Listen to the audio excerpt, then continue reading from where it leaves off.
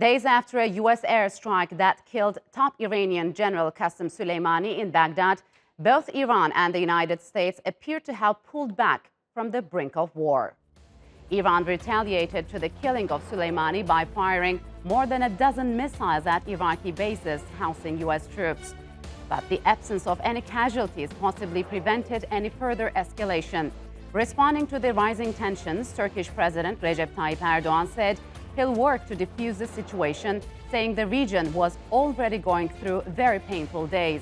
Speaking next to Russian President Vladimir Putin in Istanbul, he said they did not want Iraq, Syria, Lebanon, or the Gulf region to become a theater of proxy wars.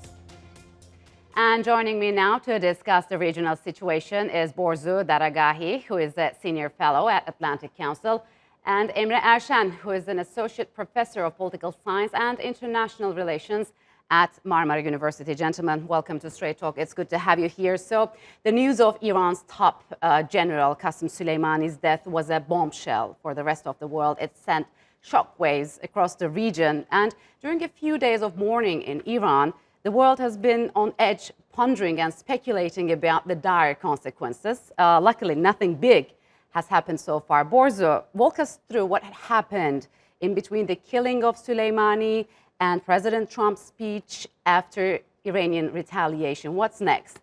Well, I mean, first of all, you had the Iranian counter-response, which was basically launching nearly 24 missiles into U.S. bases, 2 U.S. bases in Iraq. No one was hurt. No one was killed. There was some damage to a base in Anbar province in Iraq. And, you know, very possibly there was this, this Ukrainian Airways crash, which we still don't know the cause of, but some are speculating that it was because of a anti-aircraft missile launched. And then you had the Americans sort of saying, okay, Iran made its response and appears to be, the situation appears to be calming down. And then meanwhile, little noticed, you had the head of the IRGC's Air Command announcing that now the real operations begin. With the flags of all of Iran's proxies behind him, he basically said that all of the future actions against the U.S. for Qasem Soleimani's death will be carried out through these mostly Arab but also South Asian militia groups that Iran has very strong influence over. So I have a feeling that that's going to be next. Okay, so it's important. But Emre, what kind of political ramifications Soleimani's death will have on the Iranian domestic policies, let's say? I mean, do you believe that Iranians are satisfied with the missiles fired? Well, I mean, obviously, Qasem Soleimani was such a heroic figure for the Iranian public in general, and we can also tell that from their reactions during the funeral. And I don't think it would be easy for any government to calm down the public rage in that regard. And I think we should expect a rise of nationalism in Iran in that regard. But at the same time, we also need to keep in mind that a few weeks ago, we had widespread anti-government protests in Iran, which was related with the economic situation in the country. So in that regard, I think it might be something of a welcome relief for the Iranian government as well, because now we see that the people are in some sense unified around the Iranian government because of this killing. So in that regard, I don't really expect any future reactions against the government itself, but we should expect a wave of nationalism. As Borzou also mentioned, they failed to kill anyone. And so the public is actually demanding more. Did they really fail, or they chose to fail? Well, we don't really know. I mean, I think we will need some time to understand what really happened, but they really need revenge, and it will take some time. Given the current economic situation in Iran, what do you think, with additional economic sanctions which will be imposed by the United States, do you think Iran will lose its grip on the region and Iraq in particular? Well, I don't think that they have a total grip on the region. I think that they have very heavy areas where they have a lot of influence.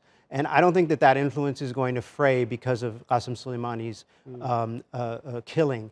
What I think is sort of interesting is how they're going to exploit this killing domestically, not just in Iran, but in Iraq and Lebanon, maybe even Yemen a bit, to crack down on their domestic opponents, consolidate their control. As the professor mentioned, there was protests in Iran recently. There's also been protests in Lebanon, and today there's protests in Iraq. Yes. What will Iran's allies do in those countries in terms of trying to maintain their power? All right. We also know that Turkey is in a very close touch with the regional powers because it knows very well that any escalation would lead to chaos in neighboring Iraq. So what's at stake for Turkey for the time being, Emre? Well, I mean, since 2003, the United States invasion of Iraq has been in constant chaos, and it definitely makes it very hard for any government to solve the political, economic, and social problems in the country. So they have thousands of problems to resolve in Iraq. The government crisis, the recent government crisis, in addition, the economic problems, the protests that we mentioned, the sectarian divide, which has become deeper in the last few years. So I think it's very important for a regional country like Turkey to try to reach out to a country like Iraq as its neighbor. Will it be able to de-escalate? Well, I don't really, I don't have high expectations from that because it's not only up to Turkey, yes, but the fact that a regional power is actually trying to create some kind of mediation mechanism in this crisis is quite important. And I think in that regard, Turkey is one of the few countries which has the power to do something about it. And that's why probably Foreign Minister Çavuşoğlu was one of the first leaders to visit Iraq. Okay. Whether that will bring a solution, that will again require some time for us. Borzou, besides Ain al-Assad, there are 8 more military bases in Iraq housing U.S. troops, but Iran chose to target this one and the one in Erbil. Does that imply anything to you? Because we know in the parliamentary vote, Kurdish and Sunni MPs were not there. I don't think that it had to do with that. I think Ain al-Assad is very important. It's where the attack against Qasem Soleimani was launched from. It's also the main base that Americans operate out of. It's where Trump spent Christmas for a visit. And I think Erbil was just a message to Iraqi Kurds who are very close to the Americans, saying, look, you get too close and don't think that we won't target you and don't think that we won't attack you. I think also just as Turkey, Saudi Arabia, United Arab Emirates, all of them, at this point, even the ones that were anti-Iran, hostile to Iran, once staring at the abyss of a potential conflict, everyone is urging the U.S. and Iran to de-escalate. I don't think there's any country in the world, except maybe one, that wants to see a war between Iran and the U.S. at this point. Which one is Israel. That? All right. Norms like territorial integrity and political unity are what matter the most for Middle Eastern countries. So despite their differences on various regional issues, Turkey and Russia once again reiterated their determination to restore peace and stability in Iraq, Syria, Lebanon, even on the Gulf region. Emre, from today moving forward, how possible is this since the two countries differ on various issues? What is the secret? Well, it's no secret that the weakest spot in Turkish-Russian relations has always been their regional disagreements. And before Iran, we should probably mention Libya, Syria, Iraq. In most of the Middle Eastern issues, Russia and Turkey are actually standing at the opposite sides, which is, I think, quite important for us to understand. But in the last few years, I think they have successfully found a way to deal with these issues. They're not resolving the issues for good, but they are building working mechanisms like Astana process or military mechanisms, some kind of military cooperation. They are aware of their differences, but instead of just overlooking them, they are trying to continue their close regional dialogue, which is, I think, extremely important. And as a result, they have achieved some solutions in Syria. They failed in others. And I think that is also what they are trying to do in Libya and in other regional issues in the Middle East. On the surface, the two-country relations seem smooth. Do you agree that? Is this really the case? Because when it comes to Syria's Idlib, as well as the northern Syria, where Turkey set up a terror-free zone, what do you make of it? I think that Putin plays everyone. He plays Trump. He plays Erdogan. He plays the supreme leader of Iran. He gets what he wants. He manipulates. He promises people, you don't listen to what Putin says in private.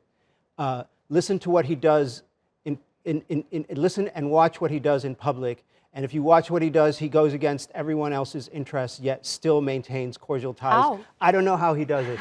He's a master operative, and he plays everyone. I don't see him giving anything to Turkey. I see him only taking, and playing everyone like a master spy that he is.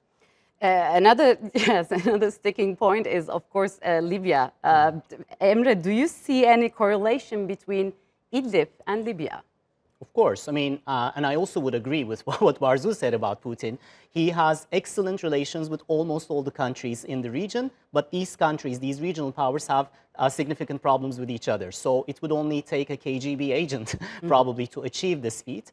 And regarding Libya and Idlib, I think, yes, I mean, there is a direct relationship there. And Turkey and Russia, when we take a look at this regional dimension in their relationship, these issues are always interrelated with each other.